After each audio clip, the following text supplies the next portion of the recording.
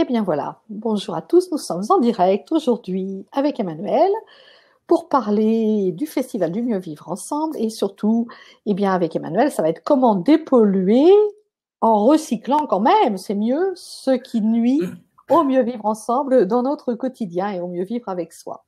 Donc on se retrouve tout de suite avec Emmanuel.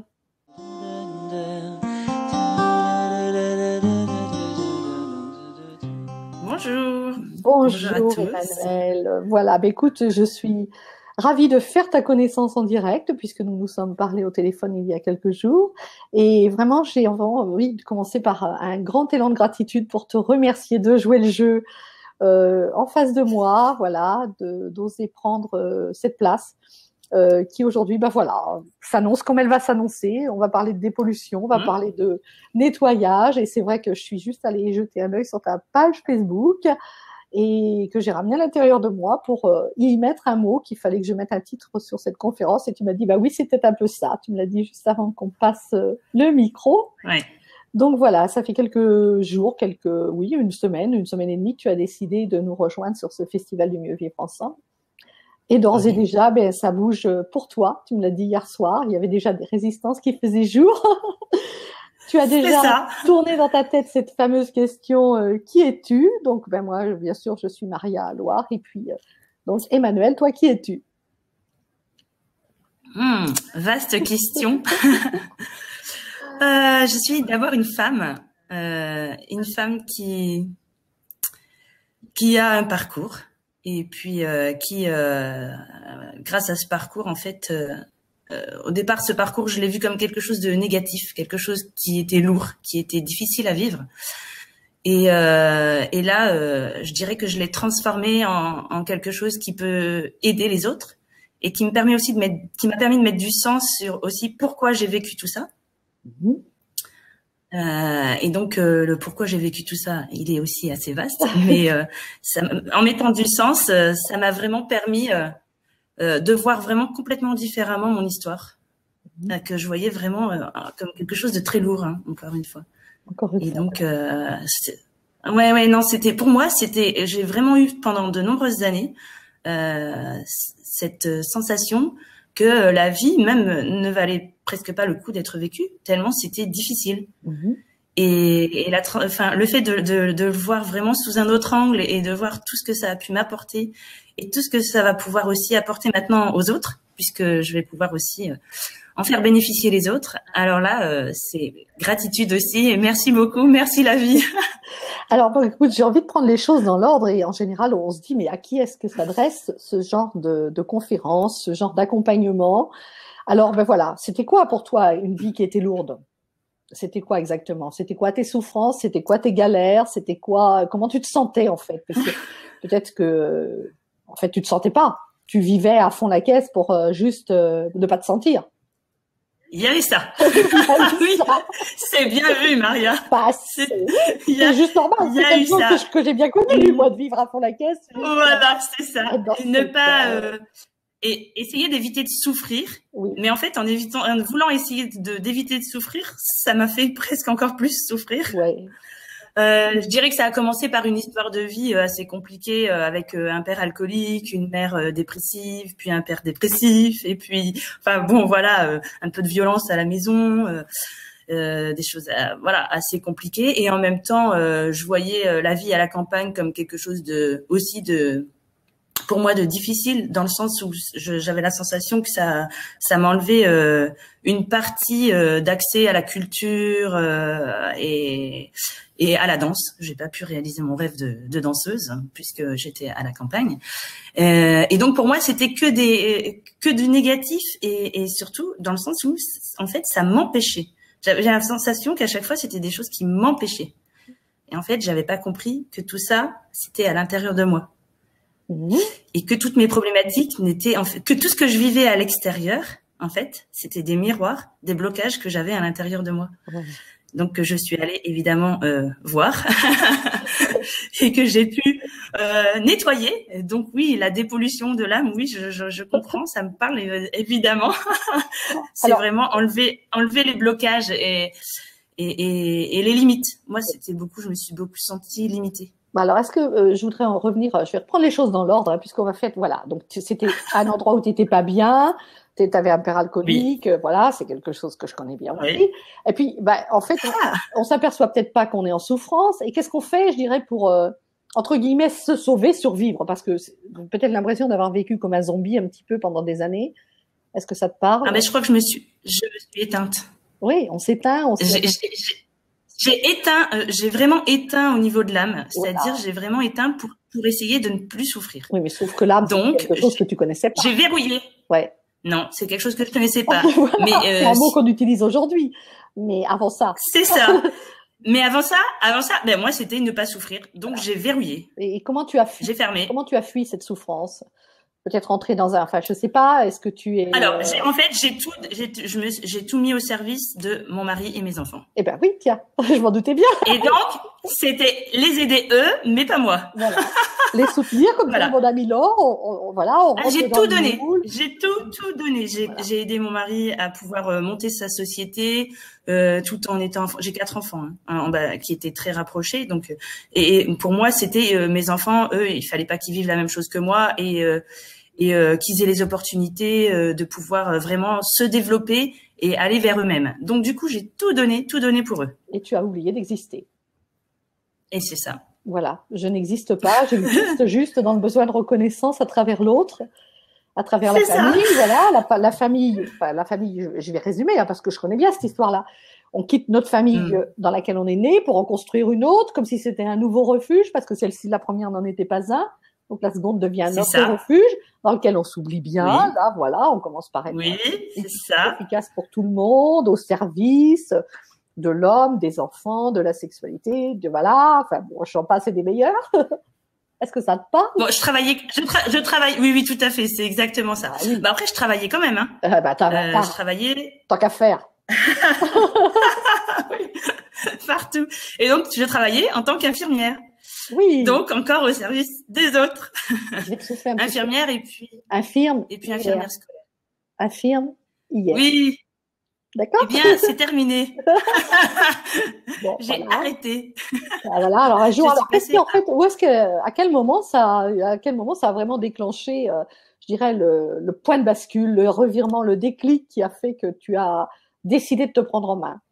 Tu t'es dit c'est plus possible. Alors à 37 ans, oh ben à 37 ans après un ou deux burn-out. Oui. Alors peut-être pas complètement burn-out, mais en tout cas où j'étais quand même bien dans le mur, où mon corps me disait que ça n'allait plus, et où ma fille est rentrée en seconde. Et là, j'ai pris conscience en fait que mes enfants, j'allais pas les avoir éternellement à la maison. D'accord. Et c'est là où j'ai eu le déclic de dire mais et si je fais pas quelque chose pour moi, quand ils seront partis, je ne serai rien. Voilà. Une phrase que tu as entendue, une consultation, quelque chose, non, comme ça, c'est juste, voilà, c'était le moment, ça tombe dessus. Ouais, je sais pas, j'ai pas souvenir.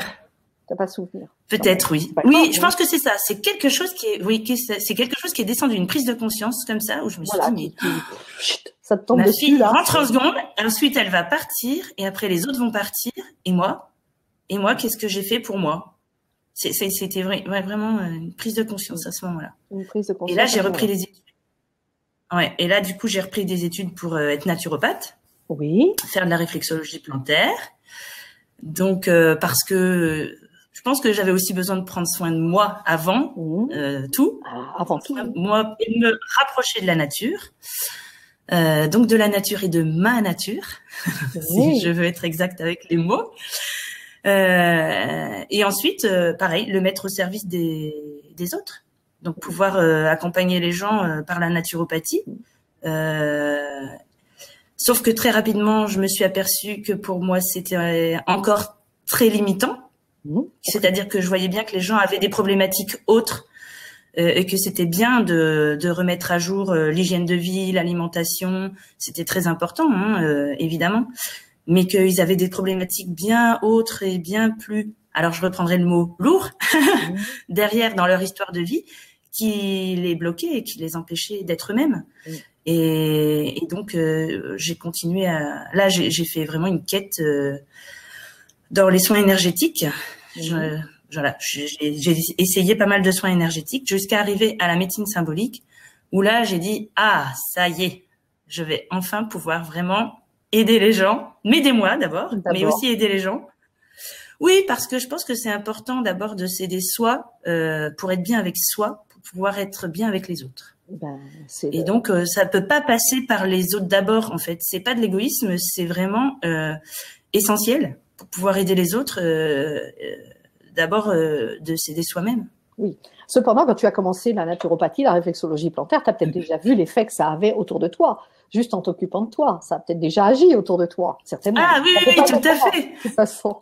Tout à fait, tout à fait. Je pose une question à laquelle j'ai déjà la réponse, puisqu'on sait très bien que notre propre transformation est transformatrice de l'environnement.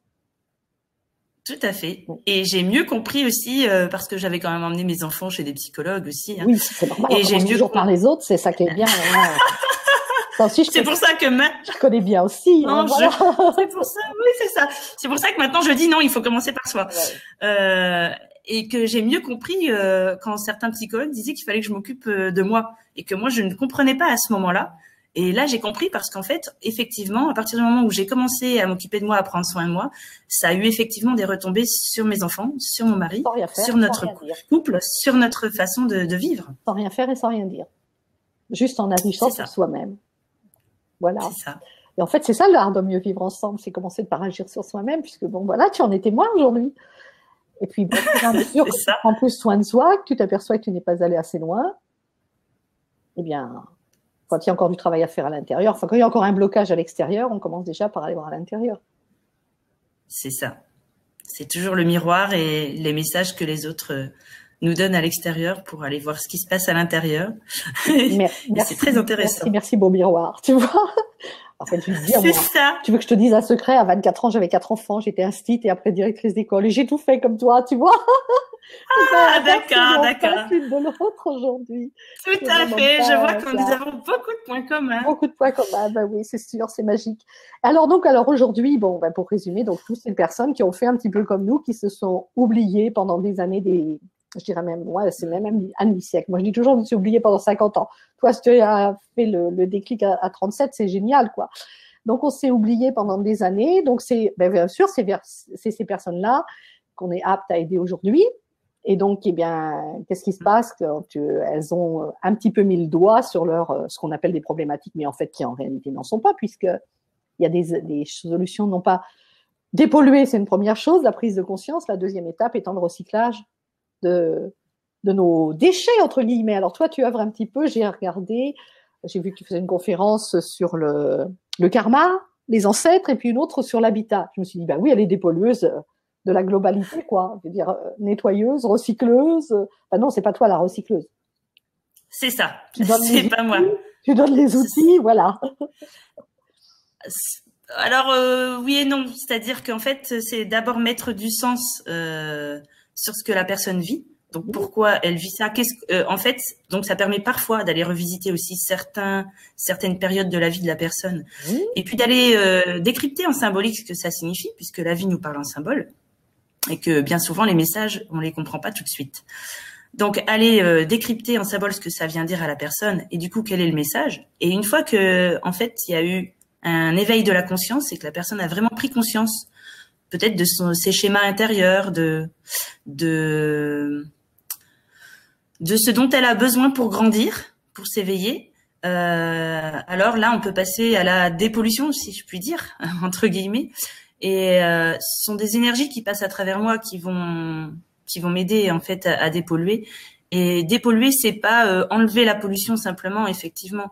C'est on fait du compost. On fait du compost. C'est-à-dire que les énergies que l'on pourrait que la personne a pu vivre en négatif et qu'on pourrait avoir tendance à voir en négatif, hein, nous les êtres humains. En fait, il n'y a pas de négatif, il n'y a pas de positif. C'était quelque chose qui était là justement pour faire grandir la personne et pour lui donner du message. Du coup, on va le composter, on va le transformer en d'autres énergies que la planète va pouvoir utiliser d'une autre façon. Et ça, je trouve ça très beau. Ça Voilà, ça me touche beaucoup. C'est vrai que c'est la magie. Hein. C'est la magie de la vie d'utiliser notre plomb pour le transformer en or, d'en faire l'alchimie. Et toi, tu vois, et le compost, c'est le mot aussi que je peux utiliser aussi. C'est vraiment un mot avec. Effectivement, c'est qu'il n'y a rien à rejeter, que tout est parfait. C'est ça, c'est ça. Que tout est parfait. Il n'y a pas le bien, le mal en fait. Parce qu'en voulant créer le mal, on peut faire du bien. Et en voulant faire du bien, on peut aussi faire du mal. Ouais. Donc en fait, le mal, c'est juste une échelle sur une vibration, une échelle de vibration, une échelle vibratoire, une fréquence vibratoire en fait. Il y a des énergies qui vibrent à des fréquences plus basses, d'autres à des fréquences plus élevées. C'est ça.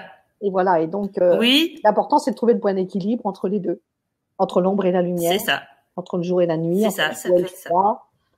Voilà. C'est vrai, quand et puis c'est peut-être aussi notre mental qui juge en fait. Qui juge que l'ombre que l'ombre donc ce serait moins bien que la lumière, que le bien ce serait mieux que le mal, que voilà, c'est notre mental qui juge et qui nous divise. Tout à fait. Tout à fait. Alors est-ce que tu as un exemple de, j'ai envie de dire, de résistance, de blocage, de voilà, là, que tu pourrais présenter quelqu'un, voilà, quelqu'un ou toi d'ailleurs, quelqu'un ou toi d'ailleurs. C'est ce que j'étais en train de penser. Voilà, puisqu'hier soir tu me parlais de résistance, quelque chose qui coince. Ben voilà, parce que la meilleure solution, le meilleur exemple, c'est nous. En fait, on va pas parler des autres. Hein. Le meilleur exemple, c'est nous, puisqu'on a choisi cette voie de l'exemple. Comme je disais tout à l'heure, c'est vraiment, il y a d'être en cohérence avec le discours que nous avons. Et puis, ben voilà, j'aide l'autre à recycler. Enfin, je lui aide à mettre le doigt sur ce qu'il a à recycler. Et moi, qu'est-ce que j'ai à recycler hein. Là, qu'est-ce que tu as à recycler là en ce moment cette petite résistance. Alors, je sais pas si c'est je sais pas si c'est du recyclage. La sensation que j'ai eue, c'est que en fait, j'avais une grande envie d'aller dans le partage et qu'en même temps, ça me faisait peur. Alors, je sais pas pourquoi, je sais pas ce qu'il y a derrière, mais je sais que comme là, ça me pousse à aller de plus en plus vers le partage. Eh ben les résistances elles sont en train d'augmenter et c'est dans le corps que ça se manifeste. Alors là, depuis qu'on a discuté hier soir, mon corps s'est un peu calmé. Donc c'est en train de voilà, je pense que le recyclage on peut le faire parfois par nous-mêmes quand c'est un blocage qui est pas forcément de toute façon les blocages c'est nous qui les fabriquons. Donc c'est nous qui pouvons aussi les débloquer. Parfois on a besoin d'aide extérieure. Moi, j'ai eu besoin d'aide extérieure et c'est important de pouvoir se faire aider. Parfois, pour certains blocages, on peut arriver à les débloquer. Alors, peut-être pas tout à fait tout seul, parce que, par exemple, c'est suite à la discussion que j'ai eue avec toi. Voilà, hier soir. J'ai senti qu'il y a quelque chose déjà qui a commencé à s'amorcer. De l'ordre de... j'ai déjà travaillé ça, de l'ordre de faire confiance. Donc, c'est au-delà de me faire confiance à moi, c'est faire confiance à la vie et à l'univers. Ça, je l'ai déjà travaillé. Mais là, aller dans le partage, c'est peut-être encore ouvrir un peu plus mon cœur. Et comme je l'ai dit tout à l'heure et que j'avais bien verrouillé tout ça, du coup, je sens bien que c'est en train de se réouvrir. Ça a commencé, ça s'est bien amorcé, mais je sens bien que c'est pas encore ouvert à fond et que je pourrais encore aller bien au-delà de mon potentiel, de ce que je peux apporter aux autres. Tu sais ce que j'ai envie de te proposer là, juste de mettre tes mains comme ça, là, devant toi. Ouais. De faire 2 ou 3 respirations, 3 ou 4 respirations avec moi. D'accord. Laissez voir ce qui se passe.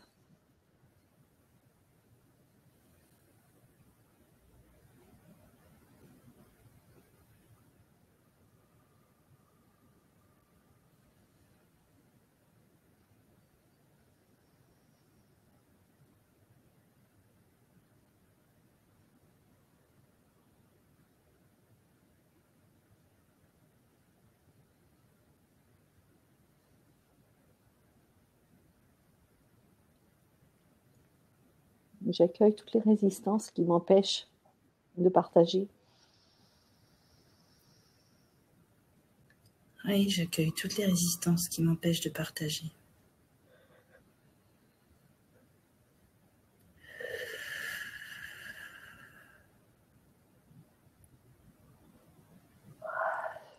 Ces résistances, je les remets dans mon essence. Ces résistances, je les remets dans mon essence.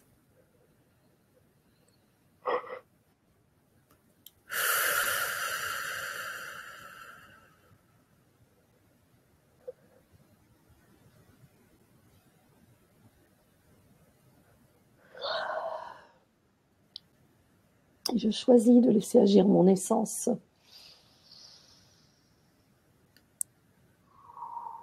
Je choisis de laisser vivre mon essence.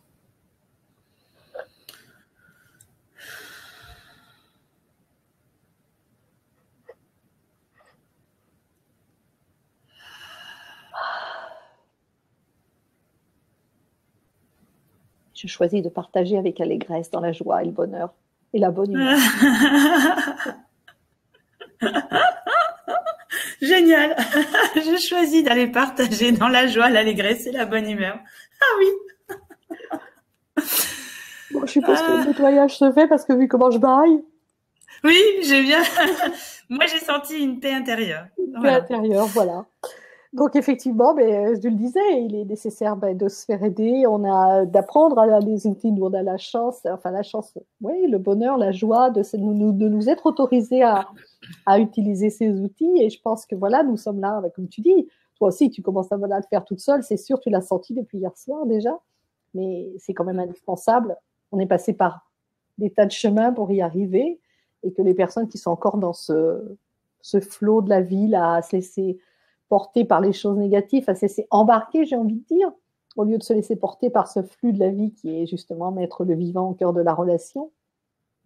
C'est nécessaire, voilà, c'est pour ça que nous sommes là aussi. Nous avons choisi d'être au service de plus grands que nous, j'ai envie de dire. C'est ça. Voilà. Alors l'idée, c'était quand même au départ, je me disais, tiens, on va parler de mettre le vivant au cœur de la relation. Est-ce que ça te parle, ça, de mettre le vivant au cœur de la relation, le vivant avec un grand V majuscule, la vie au cœur de la relation? Oui et non. Oui, oui, bien sûr. Le vivant, c'est autant le vivant, le sang, l'appelle comme tu veux. Moi, je ne sais pas, le grand tout. On peut l'appeler Dieu, on peut l'appeler l'univers, on peut l'appeler. Oui, voilà, on appelle ça comme on veut.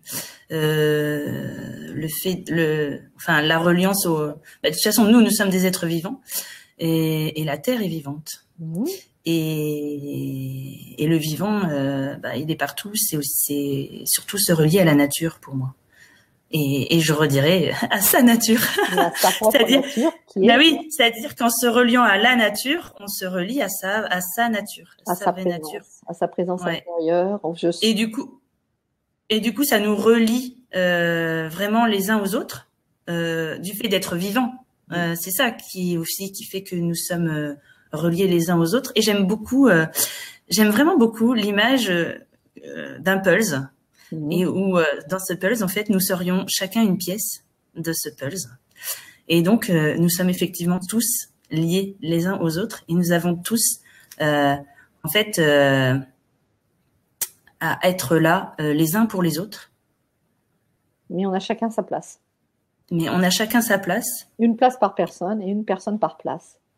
Et si chacun arrive vraiment à trouver sa place, parce qu'en fait, la difficulté, elle est là, c'est que les personnes, comme moi j'ai pu le vivre, de pas me sentir à ma place, c'est ça, c'est aller trouver sa place pour vraiment être pleinement à sa place, et du coup, pour pouvoir être encore mieux reliés les uns aux autres, et mieux sentir ce lien que l'on a les uns avec les autres, et mieux pouvoir s'aider les uns les autres.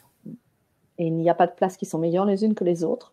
C'est ça. Des êtres qui sont là pour rayonner, pour être au milieu. Je dirais dans le puzzle, il y a des pièces de couleurs, voilà, qui sont faciles à faire. On fait d'abord le château, on fait d'abord le visage, il y a tous ceux qui sont toutes les pièces aussi importantes qui sont là pour l'harmonie du ciel, pour l'harmonie de la prairie, pour l'harmonie de la mer, qui ont des nuances moins contrastées, mais qui cependant ont leur importance pour l'harmonie de l'univers. C'est exactement l'image que j'utilise toujours, donc j'ai pas de mérite.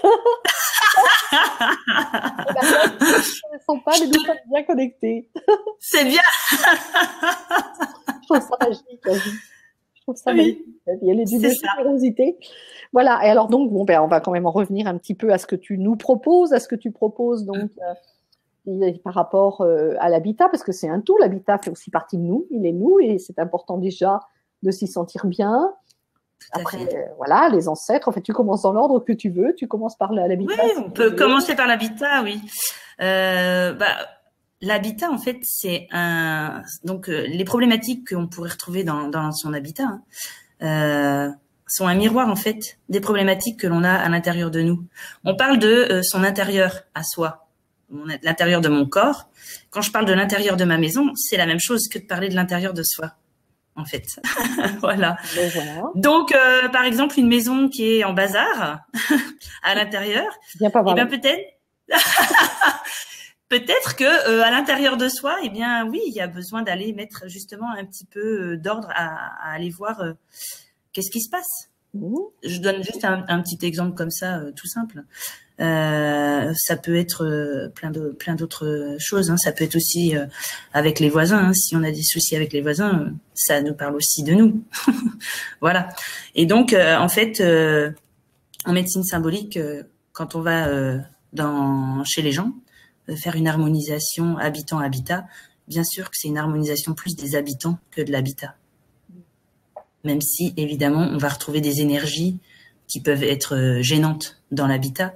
Et à chaque fois, c'est vraiment un miroir de quelque chose que l'habitant a à comprendre, a à dépasser, en fait, pour aller un peu plus vers lui-même. Rien n'est à l'extérieur qui ne soit d'abord à l'intérieur. Et vice-versa. Voilà. Et c'est vrai que, du coup, dans l'habitat, c'est vraiment, je dirais, un outil très puissant. Parce que on fait le double, c'est-à-dire on travaille sur l'intérieur de la personne et sur son intérieur dans l'habitat. Et du coup, comme on travaille sur les deux, c'est vraiment très très puissant. Et c'est passionnant. Alors, c'est une autre porte d'entrée, parce que moi je dis toujours, il y a plein de portes d'entrée pour aller vers soi. C'est ça. Et quelle que soit la porte d'entrée qu'on utilise, voilà, c'est celle qui nous correspond au moment où on l'utilise. Donc l'important, c'est d'en choisir une. Voilà, de mettre la clé dans la serrure et puis d'y aller. Donc, tu as une autre porte d'entrée qui est celle des ancêtres, j'ai vu. Oui, tout à fait. Oui, parce que c'est vrai que beaucoup de personnes sentent bien, par exemple, des schémas répétitifs de mère en fille, de père en fils. Alors, les personnes peuvent en avoir conscience ou pas. Mais oui, ça arrive aussi qu'elles n'aient pas conscience que ça vienne de là. Mais ça crée des blocages et donc des blocages en fait pour que les personnes puissent se réaliser dans leur vie. Et les blocages sont plus ou moins importants. Parfois, ça les bloque complètement. Elles n'ont accès à rien. Parfois, ça les bloque dans un domaine de vie. Parfois, ça les bloque aussi pour aller dans leur polarité. Donc, être une femme ou être un homme. Et c'est vrai que je remets quand même la part de responsabilité un petit peu de la personne, même si, attention, responsable n'est pas coupable. Et c'est si cette personne est arrivée dans cette lignée-là, avec cette pollution-là, c'est que ça fait sens pour elle et c'est qu'elle a quelque chose à aller comprendre aussi de ça. Donc, c'est toujours mettre du sens d'abord avant de faire le nettoyage, la dépollution. Voilà, qui est essentiel. Tout ça, c'est vraiment extraordinaire. C'est génial. Voilà. Oui, alors, mais c'est mon leitmotiv, hein. C'est vraiment ça, c'est aider les personnes à sortir de tout ce qui les limite et tout ce qui les empêche d'accéder à leur potentiel de vie. Et ça, c'est vraiment mon grand leitmotiv, c'est ça. Être au service de l'autre, mais non, être à ton propre service, puisque c'est d'abord toi que tu dépollues en même temps. Hein. Oui, tout à fait. Voilà, oui, tout à fait. Ça, ouais. Mais c'est vrai que aider les autres aussi à aller un peu plus vers eux-mêmes, ça, je trouve que ça me touche. C'est super génial. Alors, écoute, moi, je sais pas, ça fait déjà 45 minutes qu'on y est quand même, hein, extraordinaire finalement, tu vois. Je ne me rends pas compte.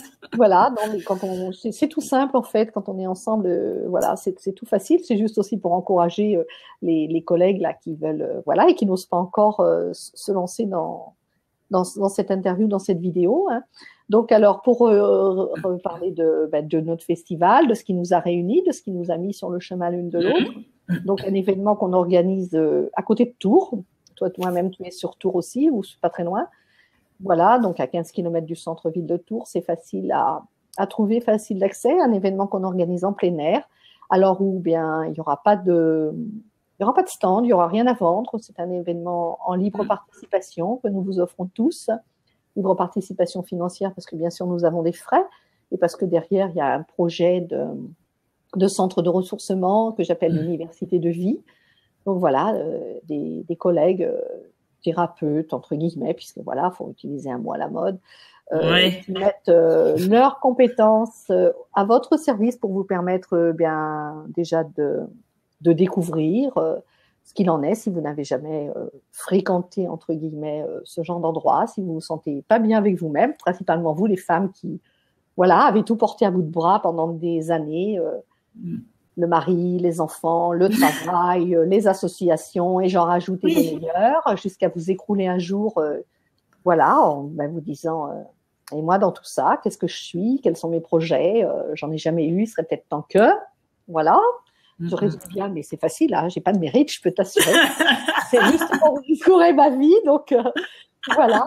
Et puis, ben, si vous vous reconnaissez dans nos vies, et puis si vous voyez que ben, finalement aujourd'hui nous pouvons être rayonnantes et lumineuses et inspirantes pour vous, ben, venez nous rejoindre. Alors on ne sera pas toute seule, hein. Je pense que voilà, on est déjà une bonne vingtaine à avoir posé notre candidature, mais d'ici le mois de juillet, je pense bien qu'on sera une quarantaine. Donc des activités géniales pendant 2 jours. Des chants du cœur, des danses sacrées, un film en plein air, de la médecine symbolique, des exercices, des ateliers, et tout pour bien vivre en plein air pendant ces 2 jours et ensemble. Réunir, voilà, relier ce bel égrégore qu'on a déjà commencé à créer, l'égrégore de lumière, de bonheur, de bienveillance, et qui ne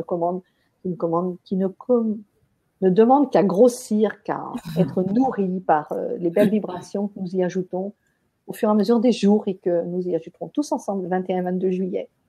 Voilà. Emmanuel, tu voulais rajouter quelque chose? Ah non, je trouve super tout ce que tu as dit. C'est vrai que dire de plus? Mais écoutez, je pense que voilà, tout le monde est bienvenu à ce festival. C'est un festival du partage aussi, vraiment. Voilà.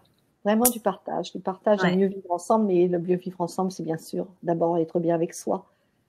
On l'a dit, on ne répétera jamais assez, c'est notre propre rayonnement qui transforme le monde. Voilà. Comme disait Gandhi, je crois, soyons le changement que nous voulons voir apparaître. Ça. Voilà. Et nous co-créons ce monde merveilleux dans lequel nous pouvons vivre en paix et en harmonie les uns avec les autres. Dans l'amour inconditionnel.